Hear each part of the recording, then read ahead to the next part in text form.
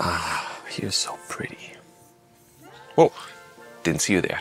What's up, everyone? Welcome to another episode. I would say today is gonna be the pinnacle level of my excitement, I would say, when it comes to building up bikes, because today we're gonna be building up this beautiful BOSSI Strada SS frame after building up a lot of very exciting bikes, which was, for example, the Standard Triebwerk, which at that point was the most exciting bike that I've ever built. Then followed up quickly with the custom titanium bike that at that point in time was the most exciting bike. But during all those bike builds, I always had a tab open with the BOSSI Strada, knowing that this bike and this frame is completely out of my price range. And I don't know why or what was driving me there, but I sent an Instagram message to BOSSI reaching out to them if they would be maybe interested in a little collaboration or offering a discount on that frame. I was dreaming a little bit, not assuming that they will ever read that message, and of course not assuming that they will even respond to me, but they actually did, and they seemed quite excited about getting a little bit of a collaboration going. So they sent over this beautiful pre-production frame for me to build up on the channel, and I can't thank them enough. I'm very, very grateful that I'm in this position, that I'll be able to ride this bike. And I hope that you're going to be enjoying with me this little episode where we're going to be building this up into, I would hope, the bike that it deserves to be. So even though BOSSI provided this frame to me free of charge, this is no paid content, so there was no money being exchanged. If there's something going to be wrong with this frame during the build or during the ride, I of course am going to flag it with you. Actually, my contact person over at BOSSI was very particular about this, that I shouldn't feel pressured about making this like a super positive build or a super positive review, and highlighting that it is important to them that if I see something that feels odd or seems odd or doesn't feel right, that I actually mention it to all of you, and then of course also to them, so they get the feedback from an actual user. But now back to the build. I think a frame like this deserves the best ingredients, I would say. So for this I purchased over at my friends at r2bike.com, which is at the moment my favorite bike store, at least here in Germany, because their shipping times are just out of control, and their price is actually quite good, because I just recently purchased a brand new Shimano Jura Ace 9270 Di2 group set for, I think, 2,500 euros, which is a lot of money, but given what the MSRP is for this group set, it was a really, really good discount. It was only $1,000 more expensive than their Jura Ace offering, which is also like a really good offer at, I think, 1,500 euros. I also have that Ultegra group set flying around here, which is going to go on another build, but more on that in another video.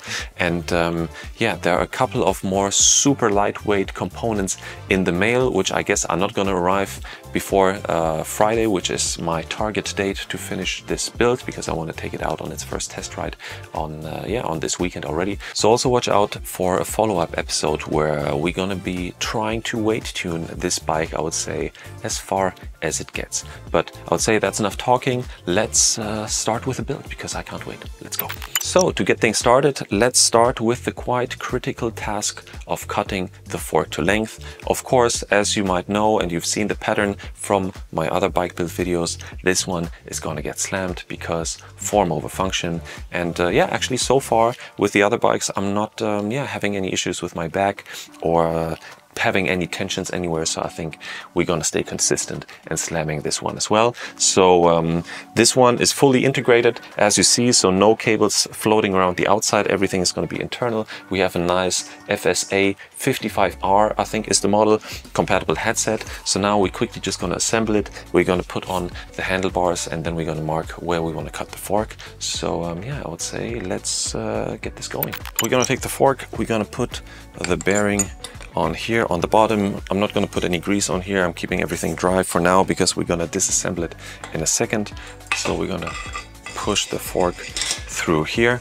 Then we're going to take the bearing that goes up in here, which sits in nicely in the head tube. Then we have this little cable protector stabilizer thingy that goes on here as well, and that nicely stabilizes the fork, that's not wobbling around anywhere. Then we have the nice FSA headset cover. I'm gonna put this on here as well. And now if I would remove my hand from holding the fork, everything would fall down. So I'm just using a little bit of Velcro tape so that I can get the handlebars.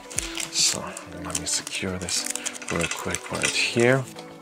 Now for the handlebars, we're gonna use some avian canary handlebars, so really ridiculously light handlebars. They're slightly on the flexy side, but I mean, at that weight you can't really expect them to be super stiff, and I'm also not the kind of rider that's doing a lot of heavy sprints, putting a lot of watts down. So to be honest, actually I don't really notice the flex, only if I try to push it down. So, and I really liked it on my titanium frame, so yeah, why not also put it on here. So the avian canary comes with a nice 3D printed FSA headset compatible spacer. So we're gonna put this one on here. There we go, lock it into place. Let's push it on here. Yeah, now we're talking. All right, so I think this is gonna look pretty good. So now let me get the knife, and I'm quickly just gonna make a little mark at the top of the handlebar. This is not necessarily going to be the place where we're going to be cutting, but we're going to get to that in a second. So now I'm going to pull everything apart again, and then we're going to have a look at the marking, and yeah, we're going to discuss where we're actually going to be cutting. All right, so let me quickly talk you through where we're actually going to be doing the cut. You now see we have this little line here, and then we're going to be putting this little expander plug into the fork as well. And you see that this one actually adds, I would say, around 1 to 1.5 millimeters of thickness on top here. When we place in the handlebar and we tighten everything together with that expander or compression plug, we need a little bit of space in here in the handlebar that we can actually, that we have some space to compress it. So we also don't want this plug to sit flush with the handlebar. We want it to sit, I would say, also around 1 to 2 millimeters. I always go for like rather 2 millimeters below, so that there is some space where we can actually compress the whole system together here. So this means that this line over here is just an orientation. I'm actually going to subtract those 1.5 to 2 meters from here, and then add another 1.5 millimeters. So I'm actually going to be cutting somewhere around this area. As it's already dark outside, I'm not going to be filming the cutting part. I'm quickly going to go down to my balcony and cut the fork there. There are a bunch of my other build videos where I do the cutting on the film. So I'm going to link something somewhere here if we want to jump there just to see how it is. It's not super exciting, but yeah, you need something that clamps in the fork so that you can have a nice clean cut. And I recommend to have a carbon hacksaw to make the job as easy as it gets. And don't forget to wear a mask, because you don't want to be inhaling any of that carbon dust. So let me come back to you in a second with a hopefully perfectly cut fork. All right, the fork's cut, I'd say, the moment of truth. So I'm going to quickly reassemble everything back again, and then we're going to see if it actually fits and if I didn't cut too much or too little. All right, that should be safe enough. Now let's add the handlebars, plug, and it's looking pretty good. All right, so this is how it's supposed to look. You see that we have around 2 millimeters between, or 1.5 millimeter between this top cover and actually the top part of the handlebar, which is where we want to be. So we have enough space to actually compress the whole fork upwards. So I'd say we're pretty good to go. So let me disassemble this thing again, and then we start routing the brake hoses through here. So basically the rear brake hose through the whole frame, and then also the front brake hose attaching the brake to the fork and routing it up that head tube. So let's go. So here we have this beautiful Dura-Ace rear brake. So now this one is already pre-filled with braking fluid, but the opening is closed off. So what I'm actually going to risk is I'm actually going to remove this cable guide here and see if I cannot just properly push it through, because in case you're building up something similar or you bought a frame secondhand, you might not have these guiding cables in there. So you might want to know how to do it without them. And I think actually in this kind of frame, it should be fairly simple to actually guide it through also with your hands. So let's take up that challenge. I'm going to just take the brake hose and push it through the opening here in the rear and start pushing it through, that it hopefully comes out here at the bottom bracket, and then we can start guiding it through towards towards the down tube. So because the cable is so stiff, in case you're running into any issues when it comes to the cable being stuck, for example at the welds, you can also just twist and turn it a little bit. And for example, right now, I already was able to push it through here to the bottom bracket, so it is in the bottom bracket area. So now with my finger, I'm just guiding it up towards the down tube, and I keep on pushing. There we go. And now I'm just guiding it up the head tube, and I can actually pick it up from here.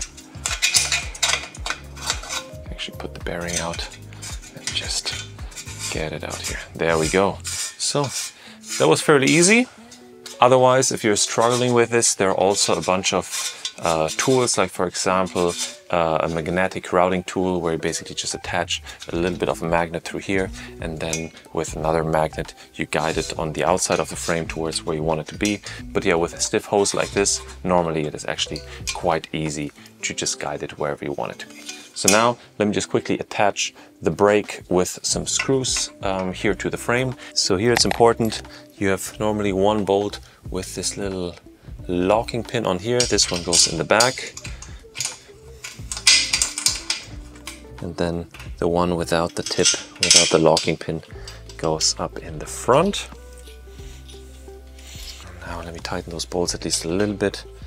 We're not fully tightening them up now to torque spec because we're going to be centering those brakes later anyways to the discs. So we will have to undo them anyways. All right, let's keep it like this for now. You hear that this hose, as it is pretty stiff, it can be rattling around quite a bit in the frame. So as these are going to the handlebars and there's sometimes a little bit of tension on these, you could get this kind of slapping when you're turning the handlebars or just when you're going over bumpy streets. And yeah, you actually don't want this. So for this, there are a couple of solutions, but my favorite one is actually to use these kind of like foam tubes that you just put on top of the brake hose, and yeah, that kind of softens and dampens that that noise that you can actually not hear it while you're riding out. So now I'm just quickly gonna cut this to length so that it's covering the length of the down tube and this little bit of head tube over here, and yeah, then we're gonna put this on top of the brake hose. So let me just cut this to size here, and yeah, now we just take that cover and slip it on top of the hose and just push it all the way through. It's gonna get easier when we get the other part of the hose out through here. There you go. Now it's gonna be easier to just push it through.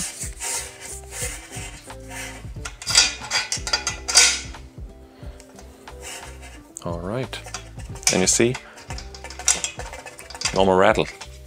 So this is what we actually wanted. So now we can continue with the front brakes and routing those through. All right, to now route the front brake, it's actually normally pretty straightforward. So as this is a fully integrated routed fork, you gotta look for this little opening here on the side next to where the brake actually mounts to. So you have this little sanded off or flattened part here where the brakes are going to be sitting so that they sit perfectly flat, and then right above this there is this little opening so that when you push the brake hose through, it should hopefully pop out somewhere up here, and then we can actually route it properly through the head tube. So let me try to do this right now.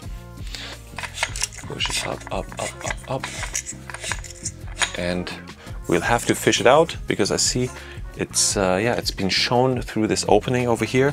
There are different designs for this kind of solutions. I've had already forks where you basically just push it through and it's automatically guided through here. But this one is one which basically just has the opening here. But not a big problem. We're gonna find something to fish it out. So I'll come back in a second. So I got my smallest hex tool, which is nice because it's kind of like hooked, so it should be easy to actually fish the hose out. This is obviously gonna be way easier if you're not doing this on camera, but somewhere sitting on the floor, for example, or sitting on a chair, while I'm gonna be trying to do it nicely on camera so you can see it. But yeah, please forgive me if I'm looking like I'm struggling way more, because normally this is rather an easy task. That's kind of easy to do when you're just comfortably sitting around. There we go. So it's here. I hope you've been able to see it. Wasn't that hard. Would have been even easier if I would be able to just sit down, and lean the fork against something, but everything for good content. All right, so now we're gonna take the brake and we're just gonna attach it to the fork with the screws that normally come in the box. All right.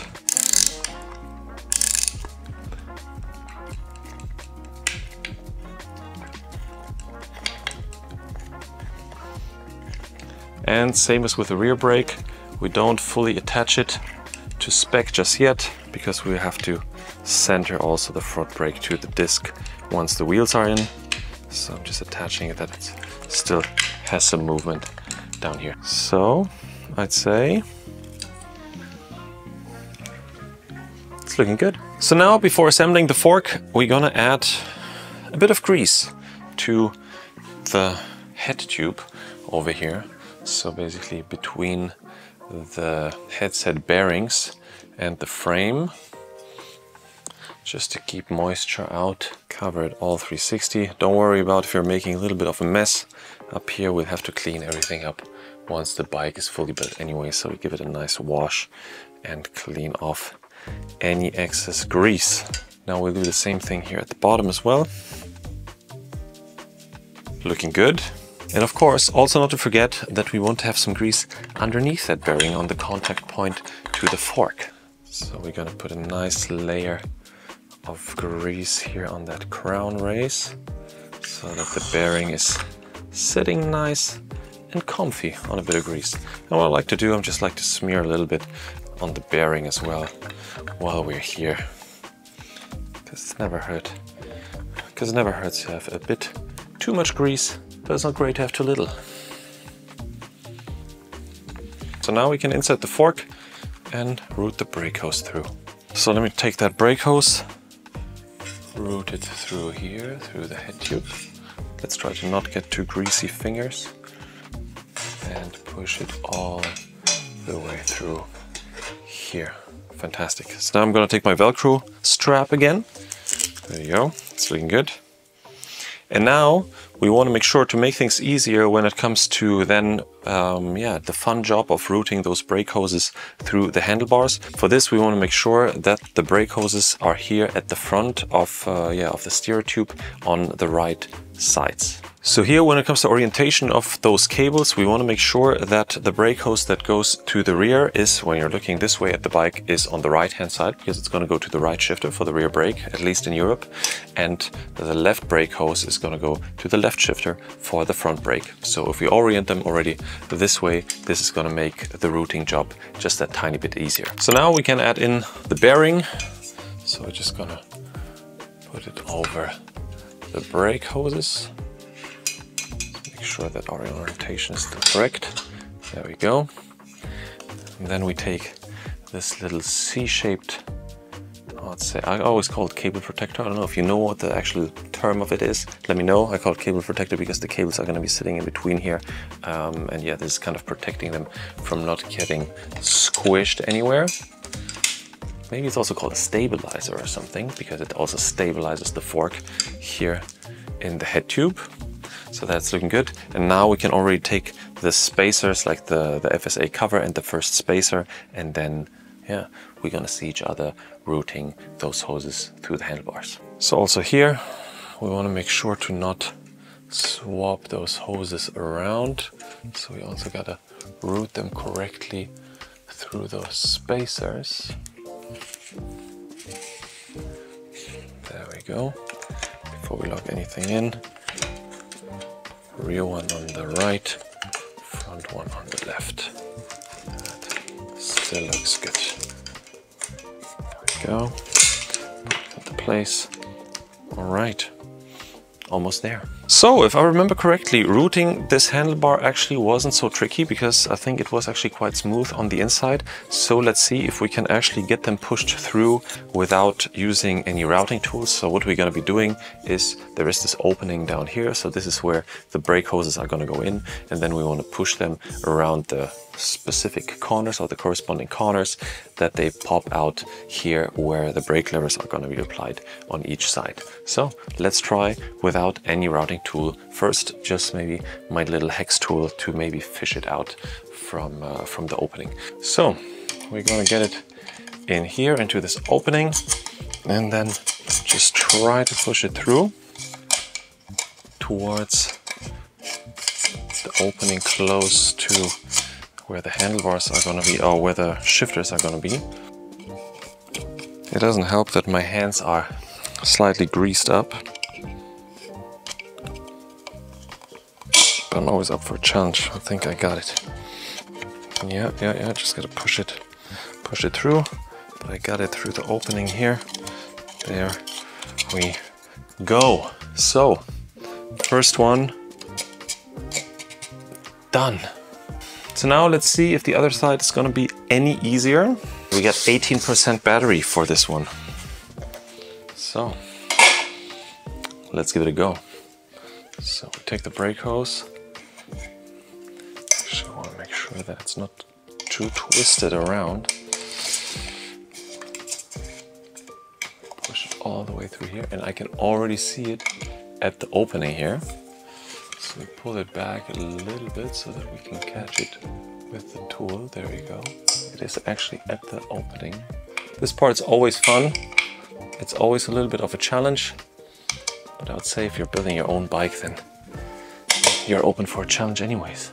So having completely greased up hands obviously doesn't contribute to making this a more simple task, but we're getting there, and I'd say we got it. So now we just pull the cables all the way through so that we can put everything nicely together here. Attach the handlebar, attach the spacer. Nice. All right, I think we have a nice, almost finished up front end. Okay, so now I'm going to take that expander plug, install it in here. We're going to tighten everything roughly together so we can take off that Velcro tape and see if everything is moving nice and smoothly. Good for now. So then we have this nice finishing top cap that comes with the handlebar, and this is actually going to help us compress everything nicely down. So it's important that we don't tighten those bolts over here yet, because otherwise that cap is just going to be pushing against the handlebars, while we actually want this to now compress everything down all the way down to the fork down here, and then we're going to tighten the screws of the handlebars. So I'm not tightening anything to torque spec yet, as it's all preliminary just for the build, but now we're going to tighten everything a little bit down here to compress it a bit. There we go. And now we're going to just briefly, and now we're just going to tighten those bolts on the handlebar just a little bit so that everything is nice and stable here in the front end while we continue building the rest. So now we should be able to take off the Velcro without anything falling out. There we go. And let's see if we can move everything smoothly, and that does look pretty good. So now next up we're going to be installing those absolutely gorgeous, nice black and glossy Dura-Ace shifters. Even though, I mean, maybe in my previous video you've seen the Ultegra shifters in this nice gray matte finish. Gotta say, also nice. I'm kind of undecided which I prefer more, but I mean, Dura-Ace is Dura-Ace. So let's mount those, and that's going to bring us fairly close to finishing up the front end. To do this, we're going to be peeling that hood cover back here a little bit, and this exposes this little screw here. And what I actually like with those little tools that have this, they have this slight indentation here, which allows you to get into that bolt from kind of around the corner a little bit without the risk of actually damaging the bolt and rounding it off. So yeah, I can definitely recommend these kind of tools to have a look into them. So I'm going to loosen up the clamp now a little bit so that we can slide it on top of the handlebar. Now we first put roughly in place, because then we'll have to align left and right to each other in a second. But what you can see here is that this handlebar has this kind of rough texture here, which has a start and a finish, which yeah, I'm also going to be using as orientation on where to position the brake levers. So aside from giving extra grip, it also helps to position those levers in sync. So put this roughly into the right position here, and let's tighten that bolt up a bit so that it doesn't slide off. All right, now let's get the other shifter.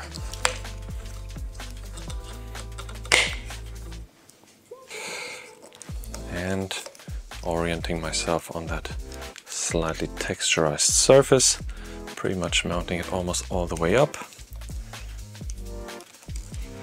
Hand tight, that it stays in place for now. All right, looking pretty good. The next thing we'll have to do is we'll have to cut those brake hoses to length and then of course connect them to the shifters. For this we need a couple of specialized tools.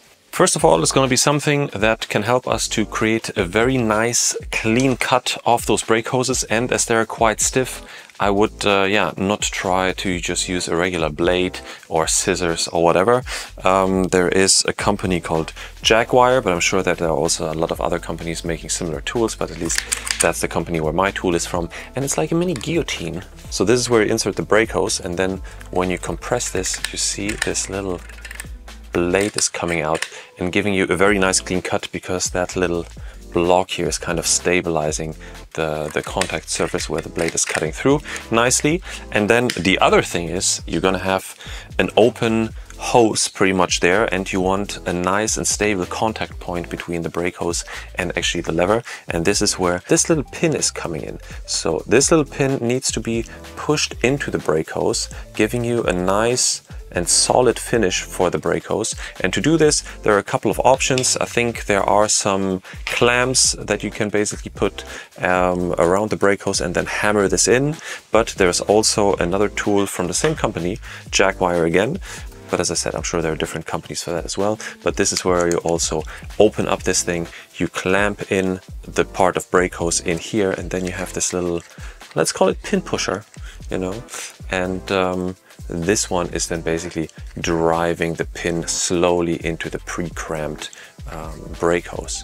So I don't know, maybe that sounds confusing. It might all make sense once we actually do it together. So let's do it. So for this, we're going to be using this brake hose as an example, and this shifter, because it's easier to see for you than this one, because the connection is on the inside. So let's start with this. What I can always recommend before cutting the hose, because this is a little bit of a critical moment in your bike build, because you already spent a bunch of time getting here, and the last thing you want to do is now cut this hose too shortly, and then you'll have to pretty much disassemble the whole headset again, and get new hoses and route them through the frame again. So this is really the last thing and the last mistake that you want to do, or at this point. So what I recommend is, if it is possible, and I think in this setup it is possible, I always recommend to push a little bit of that brake hose back into the handlebars. So in case you cut too short, you can always pull out a little bit. So of course, if you're like the hardcore weight weenie,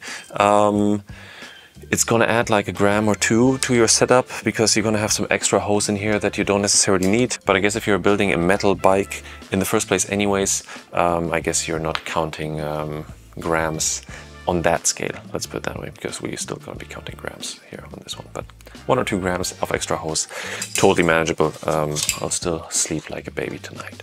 So let me push a little bit of that brake hose in, so we have some extra buffer. And then this brake hose needs to kind of completely insert into this little port. So I'd say until that depth, plus or minus. So let's say I'm going to be cutting it somewhere around here. So now I'm going to hold this in place. I'm going to hold this in place. I'm going to get my guillotine tool out. I'm going to wrap it around the position where I want to cut. And I'm going to, requires a little strength. Oh, there we go.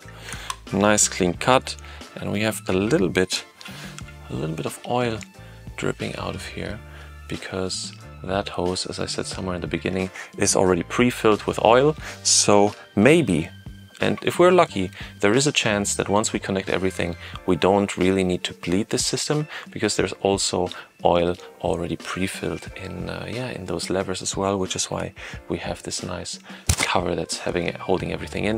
It's actually the first time I think that I'm installing brand new shifters. So yeah, it's the first, at least Shimano ones. So it's the first for me experiencing this hope that yeah, that we don't have to bleed everything. Because I just recently did this on a SRAM rad install. So as you might remember, I did a similar thing on the custom geometry titanium frame that I recently built. And there I didn't need to bleed the system because everything was nicely pre-filled and it didn't really lose that much oil as it seemed. So let's see if Shimano's gonna be able to keep up with that. So now, as I said, we're gonna take this little pin and we're gonna see if we can push it in by hand at least a little bit, that it stays in place. I'd say the opening it's not completely round. I think it's been squished a little bit together, but there is a little trick that I use to open up that hole a little bit. So yeah, let me show you. It's a bit ghetto, but I use a corkscrew and I go in here a little bit and open up that gap, and that should be it already. There we go. So it at least stays roughly in place. Now we're going to use that clamping tool with the pin driver. Let's open that up. So now here you can see the pin, and we're actually slowly pushing this one into the brake hose. There you go. That looks good. So you can open up the clamp and the pin is in. All right, so now let's see how this mechanism works here. I guess we're pulling this off. Okay, off to the side. And this is a pulling out or unscrew. Okay, we're pulling this out. We see there's a little bit of oil in there, as I said, pre-filled. And now I guess we'll open up this bolt here a little bit.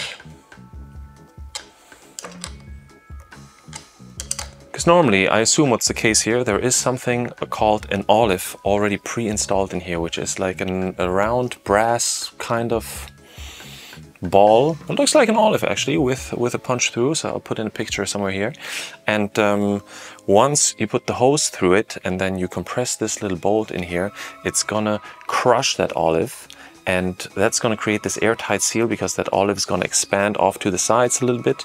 And yeah, this way you're going to have this airtight seal of no oil being able to go out and no air going to be able to go in. I'm not going to show it to you because yeah, I guess that would defeat the purpose of having something already pre-filled and pre-installed. So let's see if it actually is how I think it is, that this olive is already in there. We just have to push that hose in here. And now we're going to be tightening down this little bolt here. It says 5 to 6 Newton meters, so not too strong. Unfortunately, I don't have one of those adapters where I'd be able to really tighten this up with 5 to 6 Newton meters only, but it's not super tight. What you also want to look out for, this is metal on plastic here, so if you over tighten this plastic part can easily crack, and I'm saying this out of experience, unfortunately. So and with a Dura-Ace shifter being expensive as a Dura-Ace shifter, that's also not a mistake that you'd necessarily want to be doing. We have a bit of resistance here already. Tighten it, I would say that is good enough. So this side is done. And now let's do the same test that I did also back then on the SRAM system. Let's compress that brake lever and see if we're going to have resistance, because if we don't have resistance, if I can push it all the way through, that basically touches the handlebar, that means there is some air in the system and we'll have to bleed it afterwards. If I have resistance, because there is a spacer in between the brake pads in the rear, kind of simulating a disc, this should then be fine. So that will speed up the test ride a little bit. So let's see. We have resistance. So I'd say we might be fine without a brake bleed, at least on this one. So let's put in the same amount of effort on the left-hand shifter, and hopefully we'll also won't have to bleed that one. So let's do the same thing on the other shifter. So as this angle is going to be a little bit odd, I'm going to just yeah, rush through this installation, I would say, so that we can move forward with something more exciting, as you've pretty much already seen the exact same thing over here.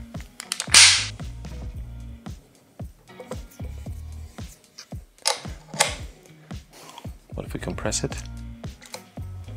If we compress it, a bunch of oil goes out here, so that means that install didn't go as planned. Let's see what happened. See if there even is an olive in here.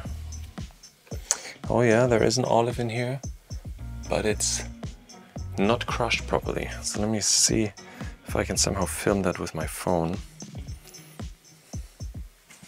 So there you see how that works, how this looks like. Maybe you see this? In here there's that olive, and this is supposed to be beautifully round, but it isn't. I'm actually wondering what all this white stuff is. Is that normal?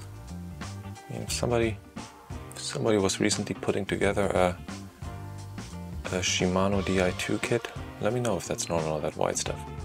So let's see if I can somehow fish this out from here. Okay, that looks good at least. I was able to get that one out, but here you very clearly see. Let me see if I can get this one close enough here. Yeah, this one has been crushed oddly. So let me see if I can find another olive. So luckily I found another olive. So let's try this again. So now I'm gonna put this nut on here first. Then I'm gonna put the olive on. And now I'm gonna insert it like this into the shifter. Now let's see if I'll be able to, get it airtight. I assume that I already pushed out too much of that oil to not have to bleed it.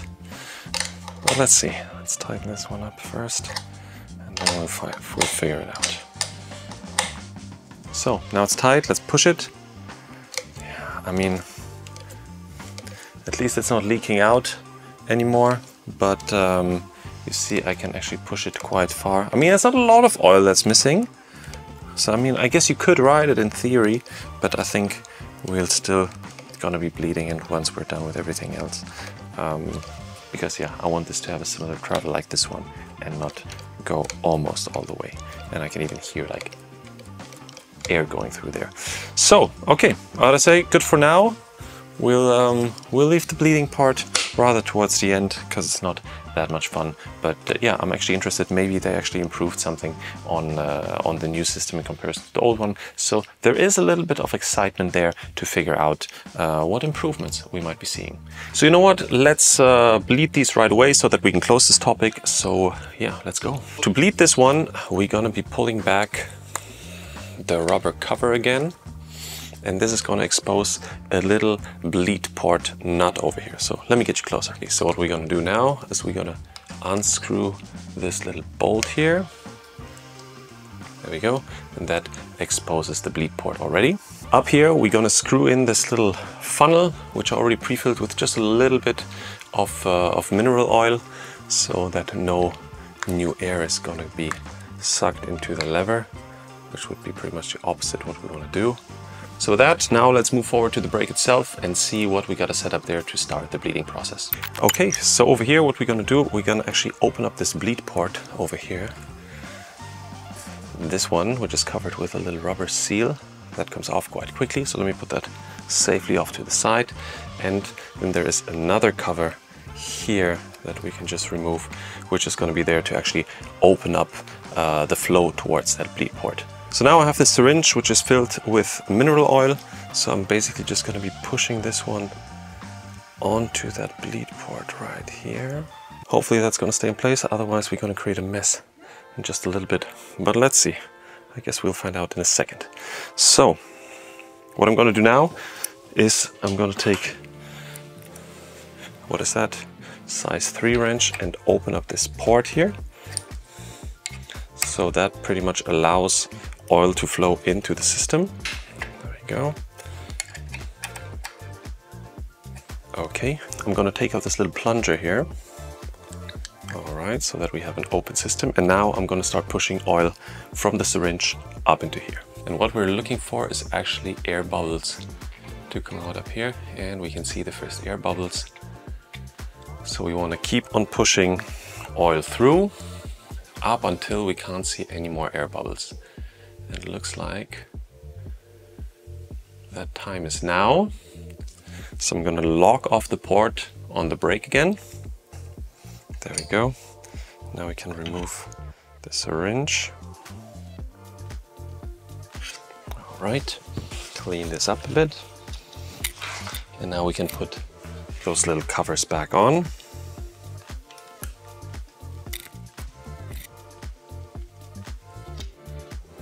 There we go. So as the system is closed now already at the bottom, now when we push down here, we should actually already, yeah, there we go. We have the resistance that we've been looking for, which is now very similar to the one over here. So what we can do is now we close this little oil funnel with this plunger so that no oil can escape when we take off that funnel. So let's carefully unscrew it to not spill any excess oil here. All right, now we take the little cover screw. Now here it's important to not apply too much torque to it. I think 1 to 2 Newton meters should be fine, because you can easily just break that thread as well. Also speaking from experience. And we're done. All right, now let's move forward with installing the derailleurs. You see the bike is already in a slightly different position. I'm basically just hanging it up here on the top tube. So yeah, not really clamping it, it's really just hanging in there, even though it's not so critical on a metal frame. But yeah, just be aware that you shouldn't be ever clamping your bike down on the top tube, especially if you have an aluminium or a carbon bike, because yeah, it's a rather soft spot on the bike.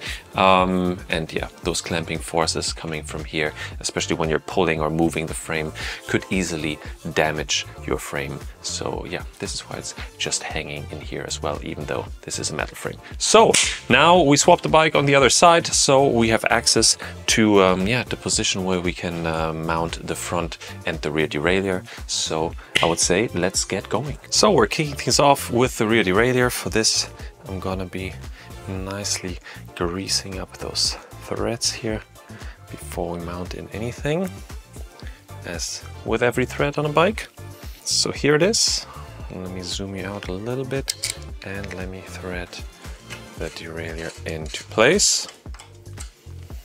There we go. That was easy. Tighten that bolt real quick. All right.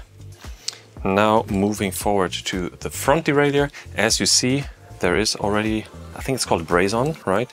A front derailleur mount. So just be aware of this in case you're a person who likes to go one by. Yeah, this is going to be sticking out. So normally I actually like when you have a nice and clean tube here in the front, so you can basically just mount a clamp if you want to go 2x, even though I always go 2x. But I also understand that they couldn't do this here because of the tube shape, because this is a slightly more aerodynamically shaped tube. So yeah, you can't have it all, I guess. So for me, it doesn't really make a difference because I would go 2x anyways, but just wanted you to be aware. So let's mount this one up here. All right, not fully tightening it for now. I just want it to stay in place. So actually I can just finger tighten it up here, because we're still going to be moving it up or down depending on yeah, where the chain rings are going to be, and then we'll also have to mount it like completely parallel to the chain rings. So but yeah, good for now. So now let's mount the wires for the front and rear derailleur to the Shimano battery. So with Shimano, you still need some wires that go from the derailleurs to the battery. The battery is not like on the SRAM systems included or mounted to the derailleurs. There is a battery which we're going to be installing here in the C-tube. So we need those wires to go now from the rear derailleur through the chainstay. I hope that it's easily going to pop out of the bottom bracket, so that then we can easily route it up to the battery, which we're going to be mounting in one of the next steps. So let me give this a try. So we're going to insert that cable into the frame here, hoping that it's easily gonna pop out here in the bottom bracket area. Let's give it a couple of pushes. Oh, you can already feel it, and there it is. So that was as easy as I hoped it would be. And here's our cable. So now let me pull it all the way through, and now let's also attach it to the rear derailleur. Click it in, and we're good.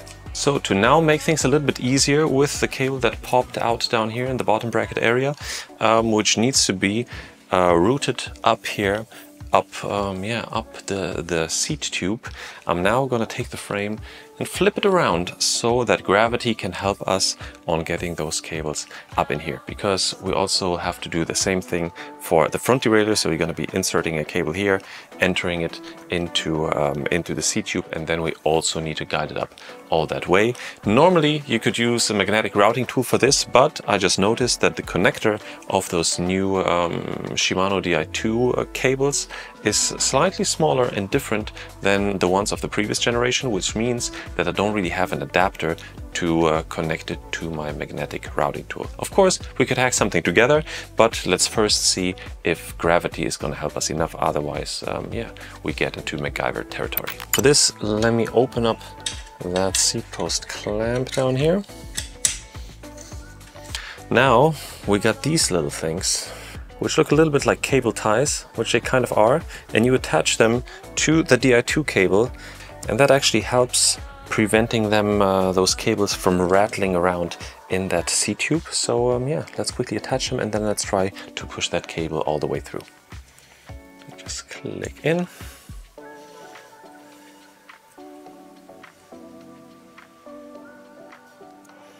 All right, let's do those two for now, and then the third one we'll try to attach from the top. Let's see if I can feel it here already. Yeah. Just grab it and pull it through. There we go. That's looking good. Let me attach the third cable tie here. That job done. So now we do the same thing for the cable coming from the front derailleur.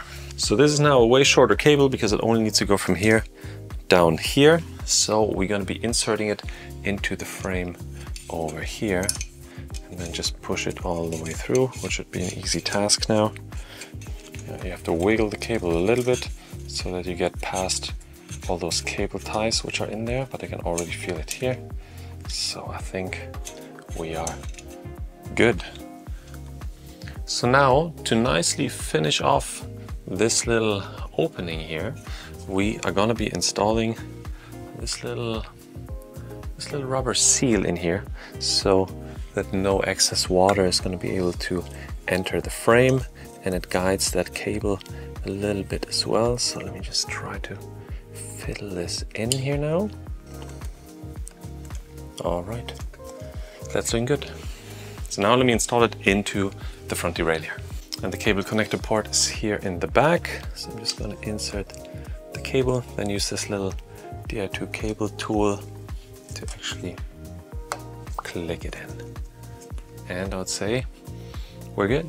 So now this little front derailleur cable is barely sticking out, but I mean, luckily it's getting out of the out of the seat tube, so it's definitely good enough. I'm still gonna apply or add one of those those cable ties to it and push it a little bit into the frame. That also just helps that whenever you, for example, are traveling with your bike where you have to take out the battery before you actually check the bike in, that the cable is not just falling into the frame, because that cable tie is giving it a little bit of resistance. So let me push in that cable tie a bit further. Now we should be good to go. So I'd say now we can swap the frame back around, then we can install the battery, connect everything to the battery, and then we can continue. So see you in a bit. All right, so now that the bike is flipped back into its position, we can now take the Di2 battery and connect the wires. For this, we have to unplug those covers first, two of them, because we have two wires that we want to connect. So unplugging two of those. And now I'm going to take the first wire and click it in. There we go. And the second one, click it in here.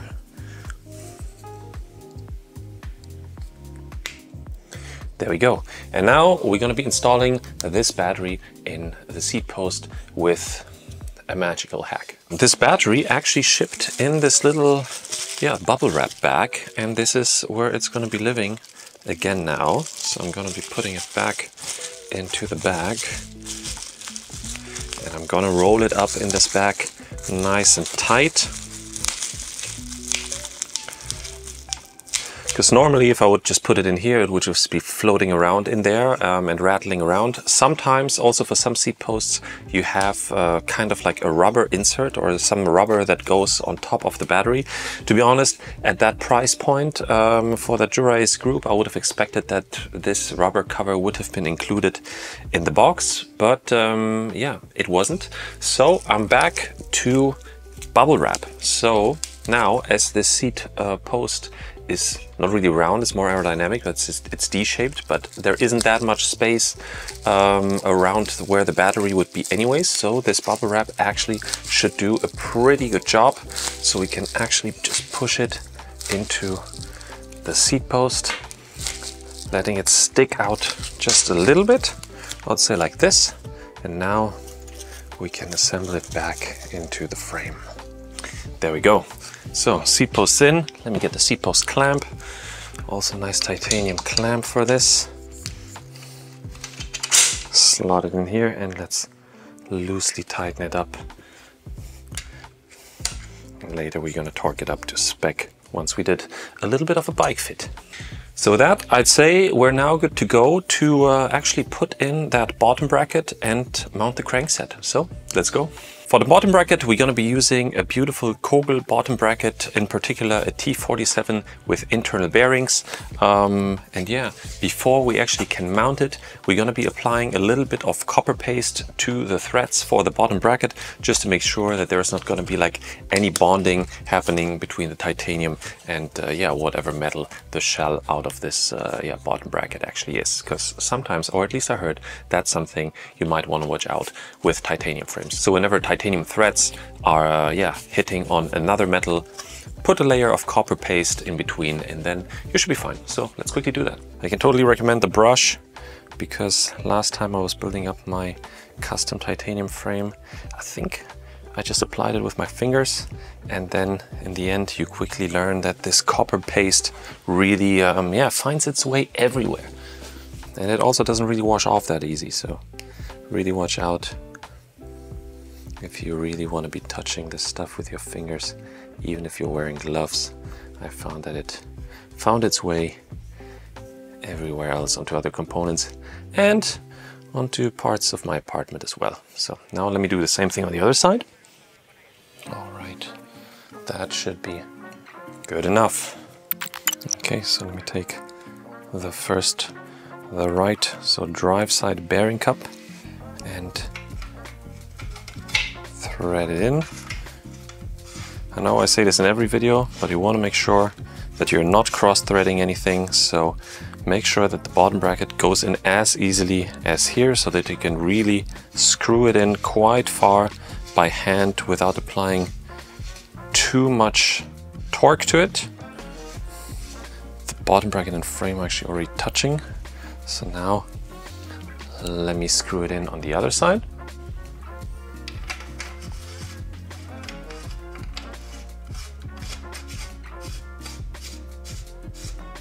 Alright, this one's also going in quite smoothly. Now let's get the tool out to tighten it. There we go. Okay, same thing on the other side.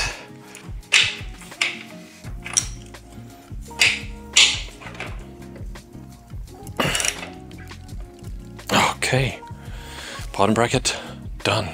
So now I'd say it's the time to insert this Jura Ace crank. So this is a 50-34, because yeah, that's how strong my legs are, you know, not that strong, which is why I need this subcompact crankset. So before we start it in, we're gonna apply a little bit of grease to the spindle itself. All right, that is looking good. And now it should be a hopefully easy push through the bottom bracket. Beautiful, that's looking good. So now let me apply the other side's crank arm. So let me flip the bike around so you can actually see it. So now let's put the non-drive side crank arm on here. There we go. And then we're gonna put on that, I don't know if it's a preload bolt, but what it actually does is it actually presses the non-drive side crank as far as possible onto the spindle. So with this little tool, we're basically just going to tighten it up real quick. Not too tight. I mean, it's just finger tight. You don't need to go crazy here. And then there's this little pin here, which you just push in.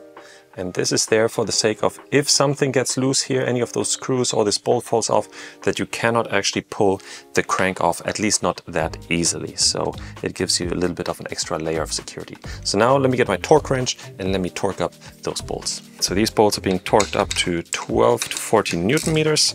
So I'll go with 12 for now and then overshoot just a tiny bit. And I'm gonna tighten one after the other, alternatively kind of. So not all the way to maximum torque just yet, just so that it's nice and tight. Okay, now this one back again. And now I'm gonna go up to 12 Newton meters. There we go. Other side, also now to 12 Newton meters. Okay, back to this one. Okay, and once more over here.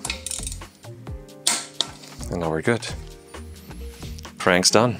I would say we're slowly getting down to final tweaks. So now the next thing in line is going to be to install a saddle. For this, I got this beautiful Bjorn 3D printed saddle, which I've seen actually on GC Performance's channel. I spoke with him and he told me that it is the most comfortable saddle that he was ever riding. So yeah, I trust him on that. I mean, he doesn't even sell that saddle and he's still saying it about it. So I wanted to give this a try. It is fairly lightweight, but it has a little bit of padding. So yeah, there should be hopefully no more issues with any numbness happening. So yeah, let's get this one installed. So this frame comes with a couple of different adapters for a saddle, one for round rails and then one for 7x9mm rails, aka oval rails, which you normally see on yeah, saddles with carbon rails. So this is what we're gonna do. We got the 7x9mm adapter, so we're going to be installing this. I'm going to just get some carbon grip paste that we're going to be installing up here so that we don't need to necessarily torque everything up to maximum spec and still keep it in place. So yeah, let me get that carbon grip paste and then we'll install this beautiful saddle. So I got some remaining carbon grip paste here that came with my Darimo seat post back then. So I think if it's good for Darimo, it should be good for this Bjorn saddle. So yeah, a little bit here all the way around, but also not too much, because you also don't need much. You just want this fine texture just all over the place, because you got those small pieces of carbon or whatever that is, that adds more friction to the components that get in touch with it, so that you don't necessarily need to torque everything up to maximum spec, as I already said. So I'm gonna add the 7x9 adapter first, push this all the way up and get the saddle rails underneath, roughly in place. And then I'm gonna take the clamping mechanism parts and slide them hopefully underneath the saddle, but that is looking good. So pop out here on the other side as well. There we go. That's looking good. So now with the Hex 5, we're just going to torque it up a little bit just so that it stays in place, because we'll have to bike fit it slightly anyways once the bike is properly built up. All right, and I think that's looking great. So now I think the time has come to make it look like a proper bike by adding some wheels. Then we can fit a chain and also center the disc brakes. And yeah, then we're already going to be down to finishing touches of just applying the bar tape.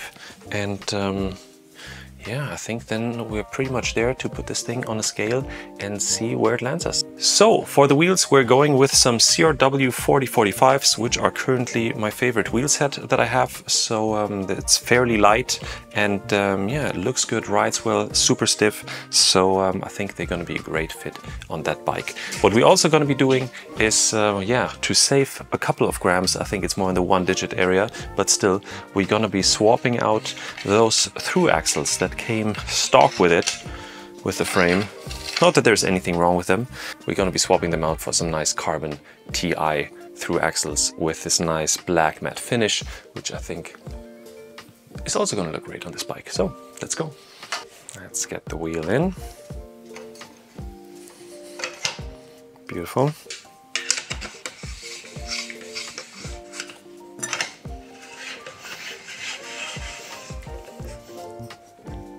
All right, so this is of course not a centered brake. We're going to do that in a second once we add the rear wheel.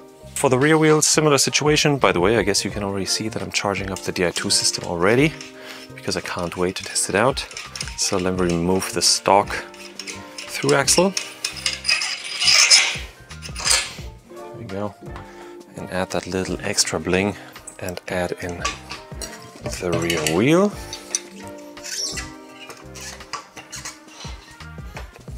Go through axle in.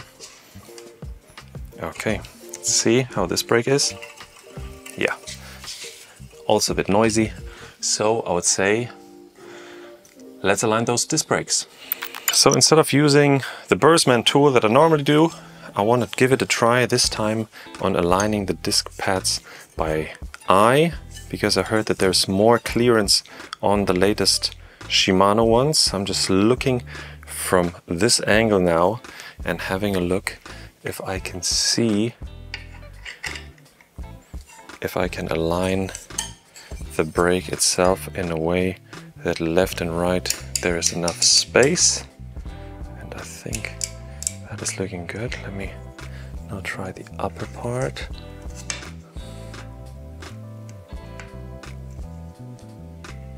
Okay, that should be good. Let's tighten the bolt a little bit here and let's see. A little bit of rub, but not so bad. So let's do a little bit of fine tuning.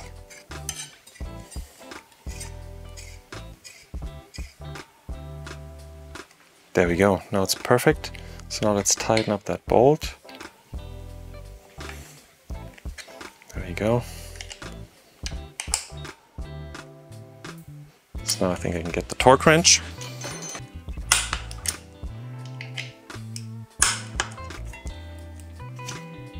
There we go, beautiful and silent.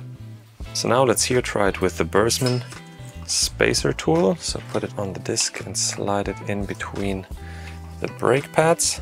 That's looking good. So I'm gonna apply pressure to the brake and slowly tighten up those bolts.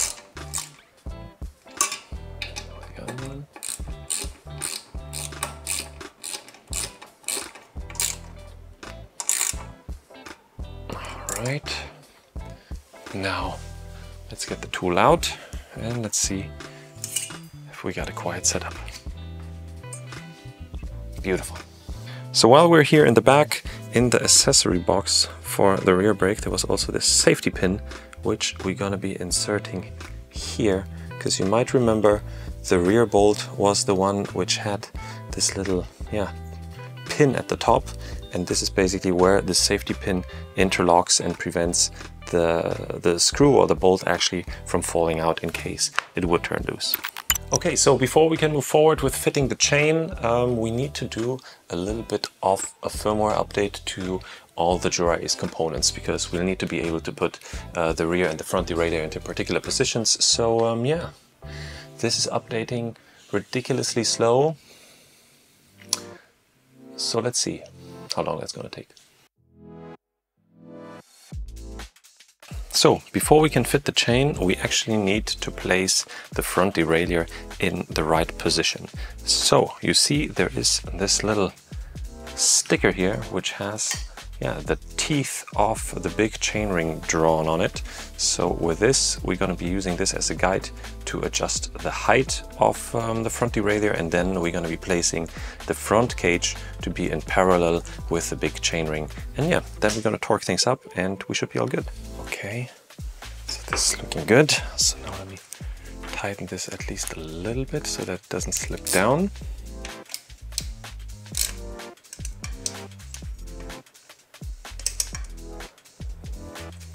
Okay, and now I want to make sure, let me take off that sticker already. Now I want to make sure that, as I said, the cage is parallel to the big chainring. So I'm just gonna move it a little bit into place, loosen the bolt up a little bit. There we go. And now tighten it while holding it in place. All right, this is looking good.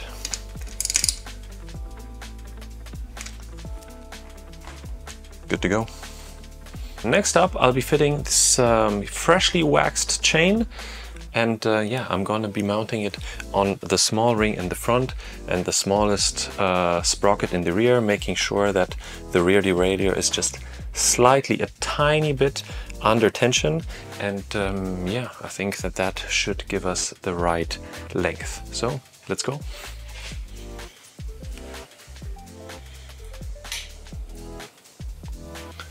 For that, we're gonna switch into the small chainring and the smallest sprocket in the rear. That's looking good. Let me see what's the right side of the chain. That is looking good.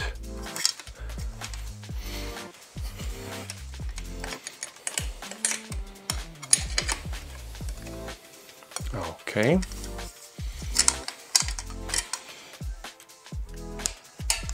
Onto the second pulley wheel.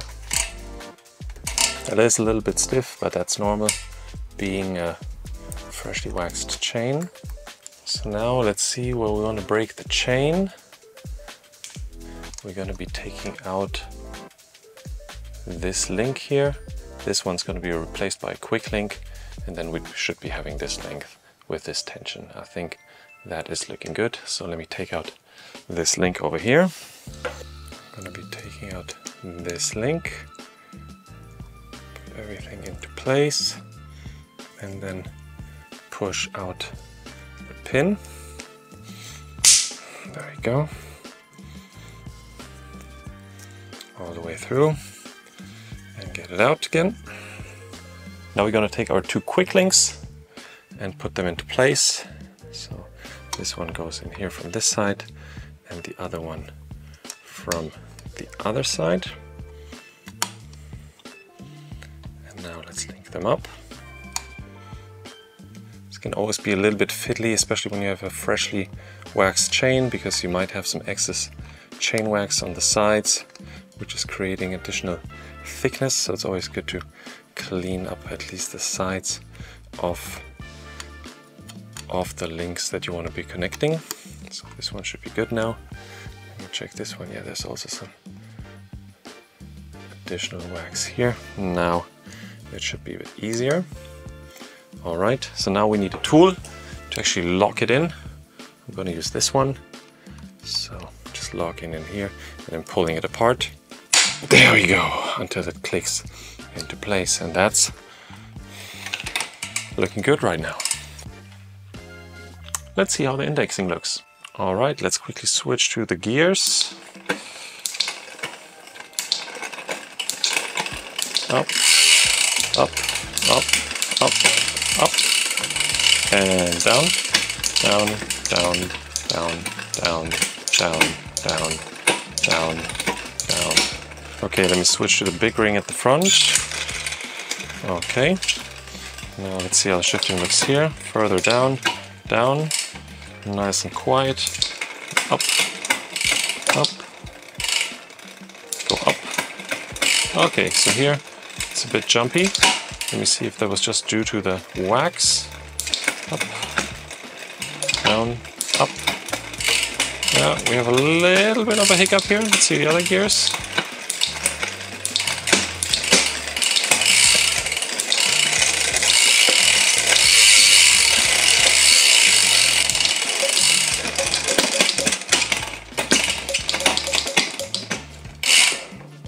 So the indexing is not perfect just yet, especially on the big ring, but yeah, I think that that's just going to be a little bit of fine-tuning through the Shimano eTube app.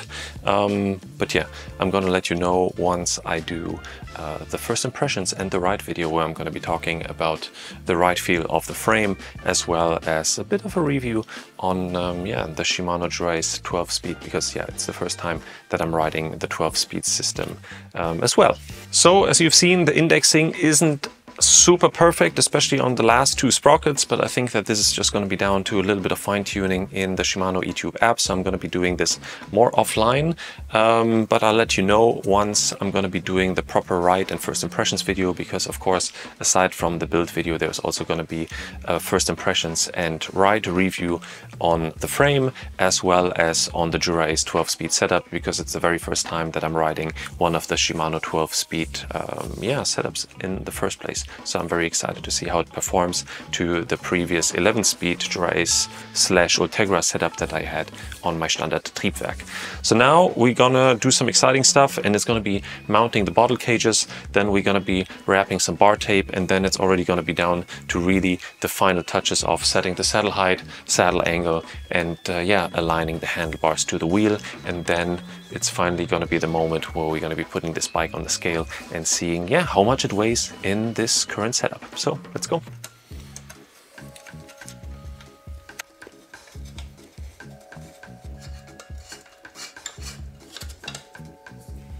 All right, done.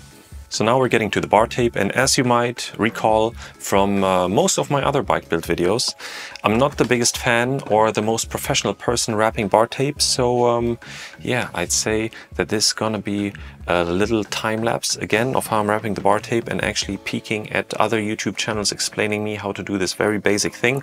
But anyways, as most of the time I'm gonna be using some Supercast super sticky Cush bar tape, which is my favorite bar tape, which I'm using on pretty much all of my bikes, because it is nice and durable, and as the name says, pretty cushy, gives you nice grip even when your hands are getting really wet. So even if there might be a slight weight penalty to this one, it is definitely worth it, at least for me.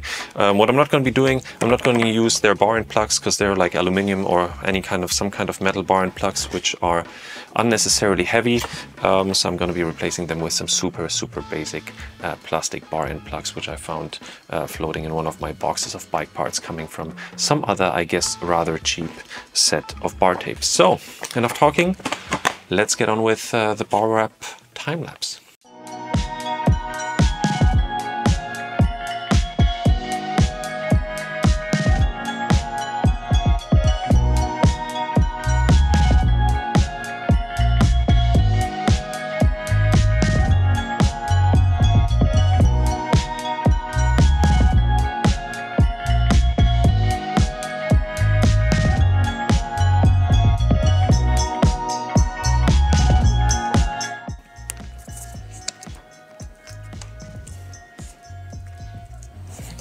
Alright, so while we're here at the front, we're now gonna be aligning the handlebar to be straight with the wheel, because we didn't tighten those screws up fully yet. So we're just gonna push everything into place, and that is looking good.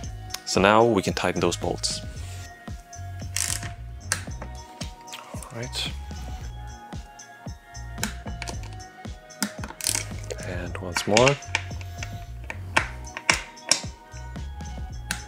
Okay, that is looking good. So now just the saddle height and the saddle tilt, and then we're gonna putting it on the scale. All right, here we're gonna go to 77. Oh wow, it's just a tiny bit off, maybe like 3 millimeters. So we gotta loosen up that bolt a bit. Of course, that went too far. Let's see if this is gonna work. There we go. That is looking good. So let me torque this up real quick. There we go.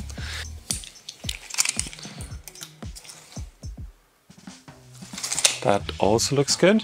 So let's tighten up this bolt. Let me see what size that is. There you go.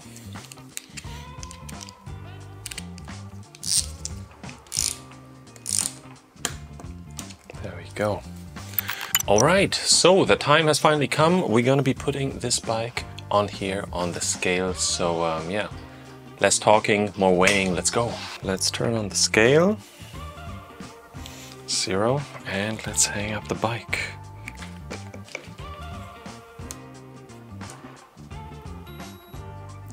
7.36 kilograms. I think that is pretty dope.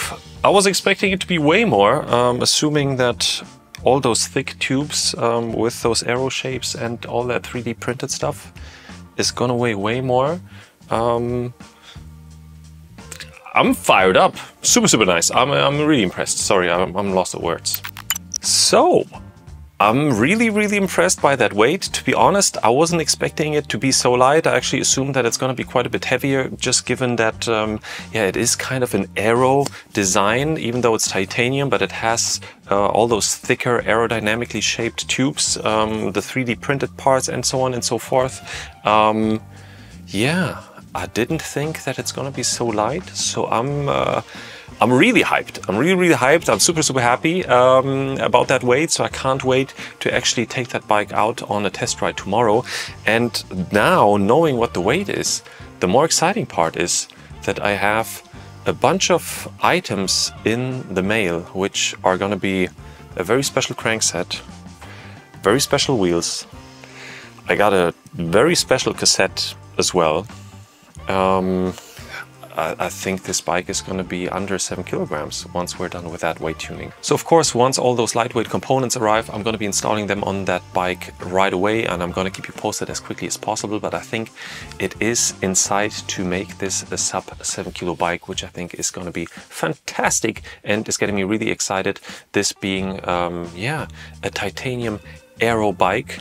So yeah, I can't wait. So yeah, I'm gonna be riding this bike now for a couple of rides, and I'm gonna be back with a first impressions and a little review. I'm also gonna try to get this bike out on some epic routes. I might wait for the lightweight parts because I also want to do a bunch of proper climbs on that trip. But yeah, if you have any particular questions towards this frame or towards the group set or to anything that was related with this install, feel free to drop it down in the comments. Also, let me know what you think about this bike in general, also in comparison to, for example, my Standard Triebwerk that I was having, like the steel one, or the custom titanium bike that Waltley was building for me. What's your opinion on these three? And yeah, as always, if you enjoyed this video, don't forget to hit that like button. It's going to help the channel out quite a bit so that more people can see this video. And yeah, with that, I'll say thanks a lot for watching, and I'll see you in the next one. Bye! Titanium 3D printed.